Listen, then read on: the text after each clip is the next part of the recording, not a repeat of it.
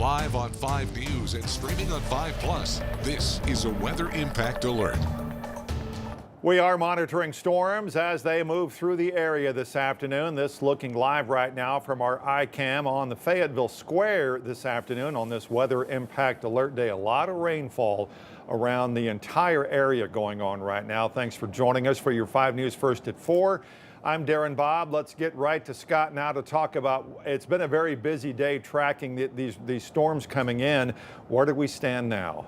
Where we stand right now, we have a brand new tornado watch that now includes LaFleur, Sebastian, and Franklin counties. Those counties, those 3 have been added to the other 3 that were initially put under the watch, that being Scott, Logan, and Johnson counties. So the counties here shaded in yellow, that's our current tornado watch, and it runs until 9 p.m. It really is going to be this area that has my attention for the potential of spin and rotation. Now elsewhere, if you're not under a watch, that doesn't mean you're not going to have some strong storms. I think we are seeing some strong storms elsewhere. Here's live Doppler radar. One other additional thing to pass along to you, this cell in northern Franklin County, it just had a severe thunderstorm warning put on it that extended into portions of Madison, even portions of Carroll County. That cell has actually just now fallen below severe limits. Some good news for us there. Heavy rain continues. This big polygon here, this maroon, that's going to be a flash flood warning. We've seen flash flooding already area-wide, especially up and down I-49. With this next cell moving through right now, it poses additional flooding concerns. Now we get into the River Valley and we notice scattered thunderstorms, still not severe, but producing a lot of lightning, a lot of thunder, and certainly some heavy rain out there as well. We'll take a closer look into some of these here in the River Valley, and you're going to notice that they're all generally moving from the southwest to the northeast. So heads up Greenwood, you're going to have some thunderstorms that are getting ready to move into LaFleur County. Those are also going to track through the Fort Smith, Alma, Van Buren, and eventually back into the Ozark area. One of the things we're also noticing, have some supercells that have developed here in southeast Oklahoma. Those are going to be moving into that zone, LaFleur, Scott, Logan, Johnson County. Those are the ones that we really want to watch. Not only do we want to watch those, I'm really keeping my eye peeled for any additional development that could happen out here in the warm sector. We call the warm sector, that's where the warm front is and points off towards the south. At this point, this is as far as it's made it. That's why we're really focused on those counties right there, anything south of that. This front could wiggle a little bit more, so we may be mindful of some additional development. Here coming up in just a few minutes, what I'm going to do for you is I'm going to walk you through the latest timeline for the rest of this evening on Futurecast. Also going to talk about that flood potential. It's certainly maximizing over the next 24 hours as well. Details in just a few minutes. All right, Scott, thanks. We've got you covered, of course, during the severe weather season on our free 5 News smartphone app. You can find live radar plus updates from our entire weather team. We've put together an interactive map, by the way, of where to find tornado shelters where you live. If you need to know, click on the icon and it will give you the address. Now, you can also find it on our website at 5newsonline.com. We also can send you a map straight to your phone. Just text the word shelters to 479-785-5000. There are several other ways you can keep up to date during these weather events. For the latest weather updates from the 5 News weather team, text the word weather to that same number. Or if you want to download 5 Plus to watch our weather team track this system live, text the word plus again to that number, 785-5000. 5 News reporter Lauren Spencer out and about in our 5 News Storm Chaser. Lauren, where are you and what are you seeing right now? I could imagine it's a whole lot of wet roads.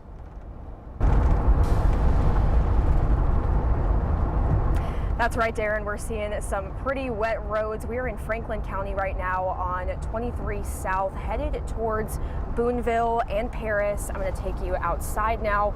Seeing, like Darren said, wet roads. Stopped raining here a second. We've kind of been seeing some spurts of rain off and on.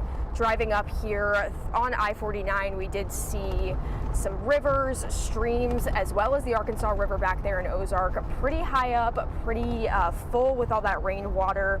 And traveling up here also saw some rain, like we said, thunder, lightning, kind of all the things that are mixing for a good thunderstorm here. It's still pretty light out, maybe a little bit darker here to my right, but light skies out here. Still traveling south on 23 South, and we're going to keep you updated as we're out here. Send it back to you guys in the studio.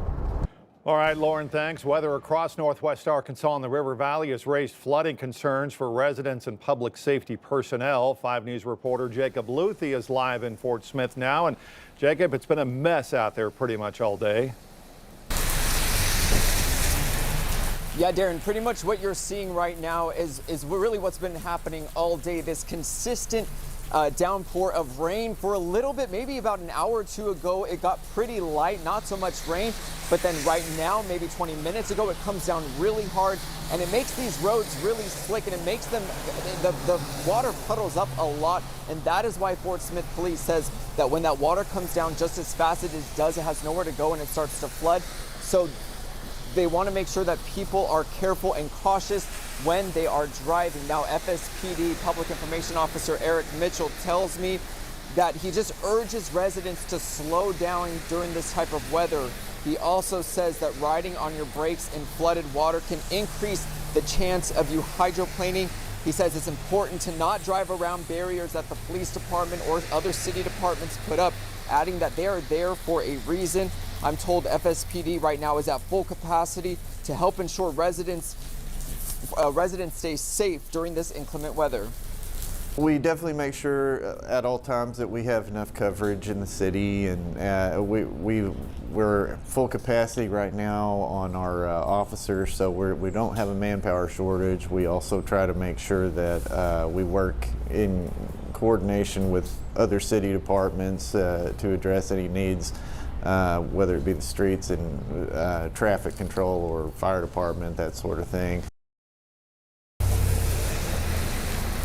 Now, the police department says that if it's not an emergency, you can report flooded areas to their dispatch center. Of course, if it is an emergency, make sure that you dial 911. But of course, we're going to stay here and keep you updated with any changes that we see. But for now, I'm live in Fort Smith, covering news where you live. Jacob Luthi, 5 News.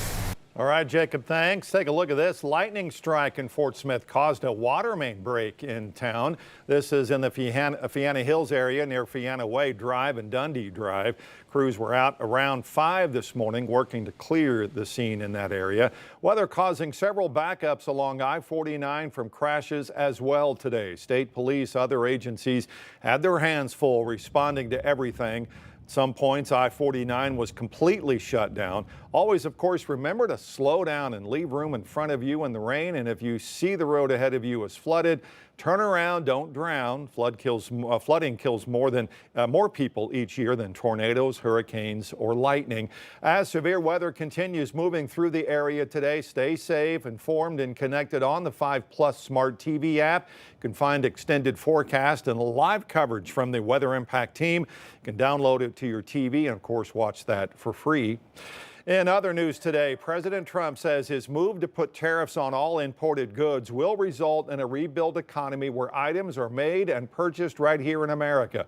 But investors appear wary of those claims. As Erica Brown reports today, the Fed chief says new taxes have the potential to do long-term harm to the economy. The Federal Reserve Chair's warning about the potential impact of those sweeping new tariffs comes as new retaliatory measures against the U.S. sent stocks tumbling after another turbulent day on Wall Street. Federal Reserve Chairman Jerome Powell says President Trump's sweeping new tariffs run the risk of long-term pain for the economy. It is now becoming clear that tariff increases will be significantly larger than expected. And the same is likely to be true of the economic effects, which will include higher inflation and slower growth. Earlier Friday, Trump took to social media, urging Powell to cut interest rates and stop playing politics. Powell says the Fed needs more data on the tariff's impact before making a move. We're well positioned to wait for greater clarity before considering any adjustments to our policy stance. The Fed says it will be monitoring how other countries respond to Trump's tariffs. Friday, China announced a 34% retaliatory tariff on all American products. The markets tumbled for the second day with the news of the retaliatory tariffs against the U.S., but administration officials insist a rebound will come as American manufacturing is restored. Markets are crashing because markets are based on the stock value of companies who today are embedded in modes of production that are bad for the United States. President Trump says he's open to negotiating with trade partners and spoke with the leader of Vietnam, where many American companies manufacture shoes, apparel, electronics, and other products. Trump says Vietnam wants to cut their tariffs down to zero if they are able to make an agreement with the U.S. Republican lawmakers are expressing concern about the president's aggressive trade policy, with one Republican senator leading the effort for new legislation that would require congressional approval for any new tariffs imposed by the president. Erica Brown, CBS News, Capitol Hill. With concerns about tariffs and rising costs, many people are wondering how to prepare financially. 5 News reporter Jose Carranza now in the studio with us with what more experts are saying about all this. Jose? Yeah, well, financial experts say preparation is key during these uncertain economic times, with different strategies needing depending on your stage of life. Now, Patricia Nuovo, a certified financial planner with Raymond James, has taught financial wellness to the public for many years. She emphasizes the importance of understanding both lending and ownership investments. For our area specifically, she notes the strong employment history and projected population growth. The area here, especially for real estate, may be quite a bit different than other states in the country. But the fundamentals really will be the same. And that is, whatever the company is, good management, good earnings, and the possibility of a dividend, if not a solid dividend, will always be a consistent driver in the future. Well, Nuovo also suggests that those on fixed incomes could explore additional sources of revenue or consider selling unused items. She says even things you no longer need, like tools or household items, still have value and could help create a financial buffer during uncertain times. Jose Carranza, 5 News.